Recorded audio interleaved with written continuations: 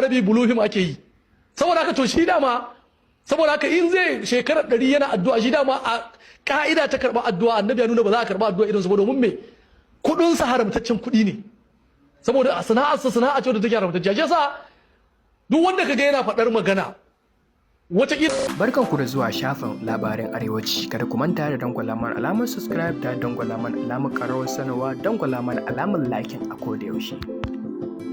Malaman addinin musulunci sun fito sun mai da martani zuwa ga Soja Boy tun bayan wannan bidiyon wanda ya yi dangane da batu da ya ce addu'a ba ta karbuwa. Masu sauraro ku manta da dangwala mana alamar lakin ta da dangwala mana subscribing a shafinmu na labaran arewaci domin jin cikakken wannan rahoton da muka rika da muka kawo muku shi a yake. Daga har yana dagewa mai waya ya gwada ne abin bai yi ba. Amma yanzu bara mu bawa irinsa masu tunani irin nasa bara ni in ba su amsa idan suna neman gaskiya. Na farko ba wai addu'a ba ma. Domin in aka ce addu'a ai sai ma ka daga hannu kana ta bayani. To yawan istingifari da gujewa laifuffuka da canza halaye daga na banza zuwa ɗabi'u na kwarai da yawan istingifari wannan kadai wannan kurin in ka yi shi yana iya me wannan in ka yi shi yana iya jawo in aka yi shi yana iya jawo wa ƙasa arziki da duk abin da ƙasa take bukata. Me yasa na faɗi haka? Abin da yasa na faɗi haka saboda faɗin Allah subhanahu wata'ala a dangane da abin da Annabi Nuhu alaihi salatu wasalam ya gaya mutanansa. Me ya faɗa musu? Faqul tastaghfiru rabbakum innahu kana gaffara yursilu samaa alaikum midrara wa yumdidukum bi amwalin wa banina wa yaj'al lakum jannatin wa yaj'al lakum anhara. Saboda haka Annabi Nuhu me ya ce mutanansa? Ku tuba ga ubangijinku, ku daina laifuffuka, da kun daina Allah zai saukar muku yursilu samaa alaikum midrara. Ai nan gurin duk wani arziki kenan Allah zai saukar muku da shi. Me arewa take takama da shi? Noma da kiwo. To istingifari idan mutane suka rike suka gujewa laifukan su suka koma mutanen kirki. Wannan ayar waɗannan ayoyin da na jawo ya nuna cewa Annabi Nuhu ya gaya mutanen sa kuma Allah ya maimaita mana abin cikin Alƙur'ani. Kenan ya nuna mana ba wai doguwar addu'a ba. Yawan istingifari ma na jawo arziki. Na jawo Allah ya canza abubuwa su zama sun koma kiliya. Babanka akwai sharaɗin da in baka cika ban ka roƙe shi wallahi ba zai baka ba. Babanka da ya haife ka kenan.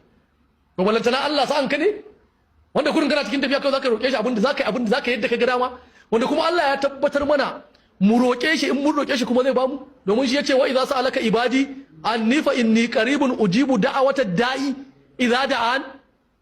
Allah ya ce in mun roƙa zai bamu kai kace an roƙa ba ta yi kace kuma babu kasar da addu'a ta canza ga Saudiya nan kai ka san inda Saudiya take ko ruwan sha babu kamar yadda na faɗa a farko. Amma Annabi Ibrahim da ya daga hannu ya ce rabbi ja'al hadha baladan aminan warzuqu ahlahu. Sai gashi garin Makka daga ko ina a duniya ana kai musu koma menene na more rayuwa addu'a ce. In jahili da kai ka je ka tambayi duk malamin da kai da shi. An gane ai. Saboda haka wannan duka addu'a ce ba wanda yayi wani aiki ba wanda yayi wani kokari a gurin wannan abun ya faru banda addu'ar Annabi Ibrahim. Sannan idan kana ganin cewa an rike addini wai ba za ka yi labari ba. Kasashe nawa ne da suka rike addinin musulunci sama da yanda majority ake a Najeriya yanzu irin su Turkiya musulmai ne kuma suna da makamin nukiliya. Iran suna da makamin nukiliya ka je ka bincika. Iran din nan da ka gana faɗa da ita tana da makamin nukiliya. Sannan ga Pakistan ni na san baka musun Pakistan kasan musulmai ce suna da makamin nukiliya. Na san duk gaba daya tunanin ku nan ya rufa. Kasashen musulmai kai sun rike musulunci sun ba su ci gaba ba. Ai ƙarya kake yi. Ga Pakistan ga Turkiya ga Iran yau an waye gari suna faɗa da duniya sun gagari duniya kuma ba ka isa ka ce arna ne ba musulmai ne. Saboda haka mu 'yan Najeriya ba wai inda muna bin addinin sau da kafa yadda ya kamata muna bin tsare-tsare na addinin wallahi da ba irin wannan lissafin ake ba yanzu. Saboda haka ba wai tsare-tsaren addinin ake bi ba saboda ki zama cikin jin daɗi in mai magana za a ce addiniya sujudul mu'min wa jannatul kafir wannan renin hankali ne. Babu wanda ai kana da ƴaƴa guda biyu ka ce wanda yafi bujire maka shi zaka fi kyautata ma wanda yake maka biyayya shi zaka dinga musgunawa kullum ba zai yi ba. Inda wannan gaskiya mu kana ji ba wallahi mutanen arewa mu suna da matsala ne. Babban matsalan su duk bai yi jingina akan malumin su ba su dai ba su yi karatu ba na dai ka gane sannan na biyu iya biyayya da suke yi wa malaman su ba ita suke yi wa ubangiji ba duk abin da malaman suka gaya musu shine gaskiya ba su bincike akai. Yanzu misali ai a cikin alkur'ani sau da dama idan Allah ya jarabci annabawa yakan ce su yi aiki kaza kafin ya san musu mahita. Yanzu misali annabi Musa lokacin da mutanen Fir'aun suka rutsa shi, ai umarni Allah ya bashi yayi kaza, yin wannan abun ya sa wannan ruwan ya bude ya samu mafita. Allah bai isa ya ce ma wannan ruwan su Allah fa annabin Allah ne, annabin Allah fa, amma aka umurce shi da ya abu kaza. Amma ni da kai a yanda muka yi imani da ni da kai mun imani da cewa Allah zai iya komai yana yi duniyan ma in ya ga dama. Okay, to me yasa aka umurce shi da ya buga kasa ya buge dutse kafin ruwan ya fito? Because like certain things you are meant for you to work.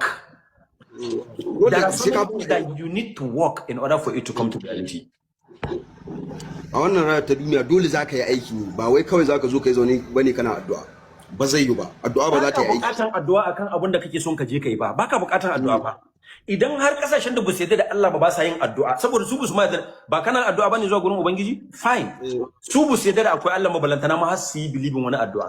To idan komai suna yi suna samu, try that. Idan ka ce oh su arna ne Allah ya bar ga ya ba su talala, kai ma ai maka talalan mana.